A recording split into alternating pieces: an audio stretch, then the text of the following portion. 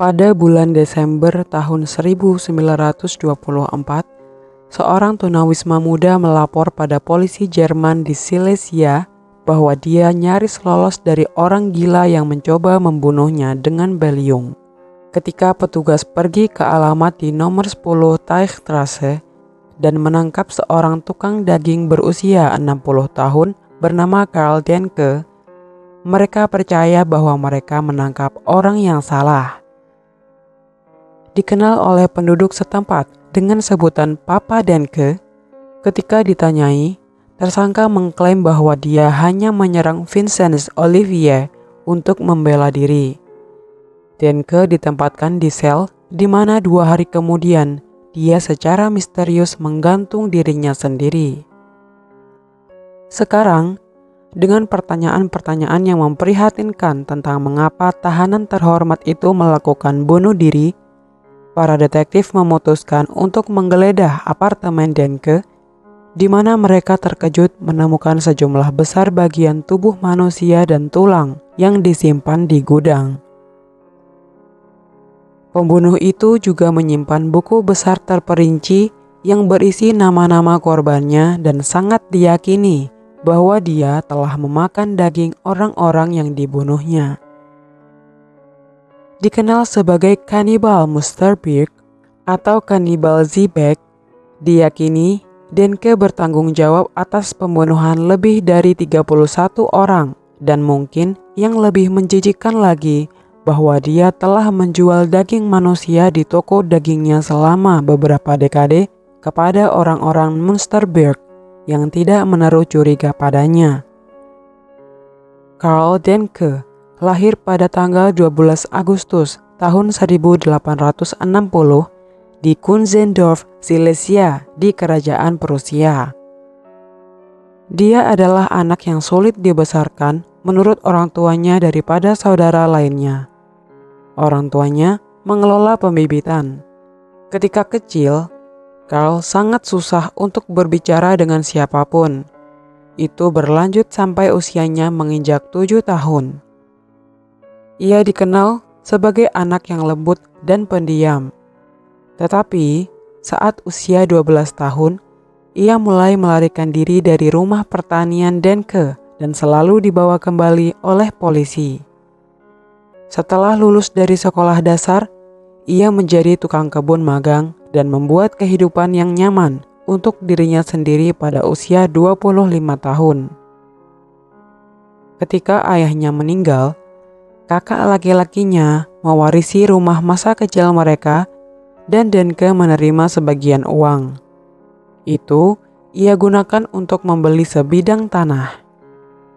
Usahanya untuk bertani gagal. Ia menjual tanah tersebut. Dia kemudian membeli sebuah rumah di tempat yang sekarang disebut Jalan Stewowa di Katowice, tetapi inflasi memaksanya untuk menjualnya. Tetapi Denke menolak untuk pindah dan malah tinggal di sebuah apartemen kecil di sebelah kanan lantai dasar rumah. Dia juga mengelola toko terdekat, tempat dia menjual daging di pasar mingguan Wroclaw yang sumbernya kemudian diselidiki oleh polisi. Pada saat itu, Denke selalu menyatakan bahwa daging tersebut adalah daging kambing.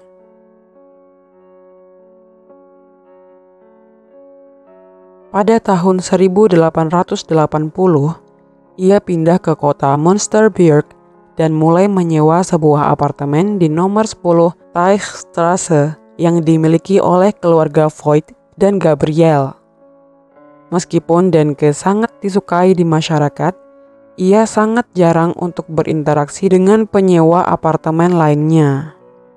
Denke kadang-kadang bekerja sebagai pemain organ di gereja setempat dan dikenal oleh orang-orang di komunitasnya sebagai Vater Denke atau Papa Denke. Pada tanggal 21 Februari 1903, seorang wanita muda Jerman, Ida Launier, hilang. Ini akan menjadi pembunuhan pertama Denke yang tercatat dan dia tidak pernah dicurigai melakukan kejahatan tersebut. Dan kemudian mengklaim lebih banyak korban selama tahun-tahun berikutnya sebagian besar korbannya adalah gelandangan tunawisma atau pelancong miskin. Pada tahun 1906, Denke telah keluar dari keanggotaannya di gereja. Dia kemudian membunuh Emma Sander yang berusia 25 tahun pada tanggal 21 Desember 1909, sebuah kejahatan yang mana seorang pria lain dijatuhi hukuman. Tukang daging Edward Trautmann ditangkap pada tahun 1910 karena dicurigai membunuh Sander. Karena sebelumnya dia telah meminta wanita muda itu dan telah terlihat bersama wanita itu sebelum kematiannya. Pada tahun 1911, ia dinyatakan bersalah dan dijatuhi hukuman 15 tahun di penjara Glatz. Pembunuhan Denke terus berlanjut hingga 20 Desember 1924 ketika ia mendekati seorang tunawisma muda bernama Vincent Olivier. Dia meminta bantuan Olivier yang berusia 35 tahun untuk membuat surat dan dia akan membayarnya. Ketika Olivier mulai menulis surat di bawah dikte Denke, surat itu dimulai dengan kata-kata, "Adolf, kau gendut," yang menyebabkan Olivier mulai tertawa. Saat ia menoleh ke samping, Denke tiba-tiba memukul kepalanya dengan beliung, melukai kulit kepalanya tetapi tidak membunuhnya. Pada saat itu, seorang kusir bernama Gabriel mendengar teriakan minta tolong yang tampaknya berasal dari penginapan Denke. Saat Gabriel bergegas turun untuk membantu, ia menemukan Olivia terhuyung-huyung di sepanjang koridor dengan darah mengalir dari lukanya yang terbuka. Sebelum jatuh pingsan di tanah, pemuda itu berseru, "Wate Denke," telah menyerangnya dengan kapak. Gabriel segera memberitahu pihak berwenang dan Denke ditangkap dan diinterogasi tentang insiden tersebut. Dia mengaku menyerang Olivier, tetapi mengklaim bahwa dia hanya mempertahankan propertinya dari apa yang dia yakini sebagai pencuri yang tidak dikenal. Petugas menempatkannya di sel tahanan, di mana menurut polisi hanya 2 hari kemudian dia menggantung dirinya sendiri dengan beberapa jenis pengikat yang dia buat. Detektif sekarang bertanya-tanya, mengapa anggota masyarakat yang dihormati seperti itu akan bunuh diri atas apa yang tampaknya merupakan kesalahpahaman?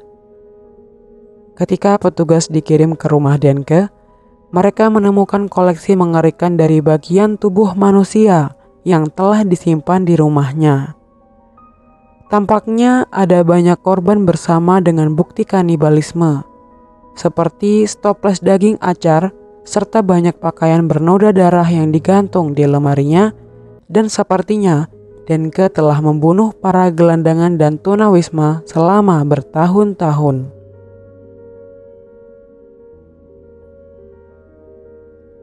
Daging yang diasamkan dikirim ke ahli kimia di Wroclaw, lalu mereka dengan cepat menyatakannya sebagai daging manusia. Sebuah buku besar ditemukan di rumahnya yang berisi nama-nama dan rincian dari banyak kejahatannya dengan setidaknya 31 korban yang dicatat oleh Denke. Nama-nama korbannya yang banyak termasuk Hendrik Bergman, seorang tukang kayu dari Kammerswalde yang dibunuh pada tanggal 2 Februari 1914. Seorang railroader dari Reumen bernama Nibel yang dibunuh pada tanggal 8 Januari 1919, dan Kaspar Hubalik yang diberangkatkan pada tanggal 20 April 1924. Masih banyak lagi yang terdaftar seperti buruh Franz Nies, penjahit Johann Klaus, Ewald Koenig, dan Johann Groger, seorang tukang daging bernama Robert Lorenz, petani Karl Seidel dan Emil Exner, penenun Josef Neerlich, pembuat manisan Adolf Salich, tukang kebun Hermann Husching, dan pekerja Paul Lux, Oskar Heinzel, dan Wilhelm Rothman. Di antara nama-nama tersebut terdapat 2 tukang roti, Julius Busch dan Friedrich Lazina, serta pelukis Karl Becker, seorang tukang kunci bernama Hermann Müller, dan Max Heidenreich yang pernah menjadi pandai besi. Korban termudanya baru berusia 16 tahun dan yang tertua berusia 76 tahun. Korban ke-31 dan terakhir yang diketahui bernama Rochus Paulik, seorang pedagang bulu Breslau yang dibunuh pada tanggal 17 November 1924.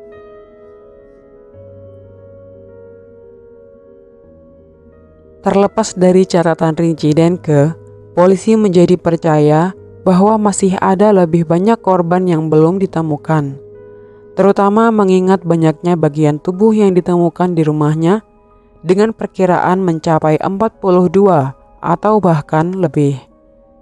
Sebuah laporan polisi yang rinci tentang sisa-sisa tubuh yang ditemukan di rumah Denke termasuk 2 tulang belikat, sepasang tulang leher, 16 tulang paha di mana 1 pasang tulang yang sangat kuat, 2 pasang tulang yang sangat tipis, 6 pasang dan 2 tulang paha kiri, 15 potongan tulang panjang berukuran sedang, 4 pasang tulang siku, 7 kepala jari-jari, 9 bagian bawah radi, 8 bagian bawah siku, sepasang tulang kering bagian atas, sepasang siku dan radi bagian bawah yang ekstremitasnya masih tersambung dengan baik, sepasang lengan atas dan sepasang kepala lengan atas, 8 tumit dan tulang pergelangan kaki, 120 jari kaki dan tulang palang, 65 kaki dan tulang metakarpal dan 5 tulang rusuk pertama dan 150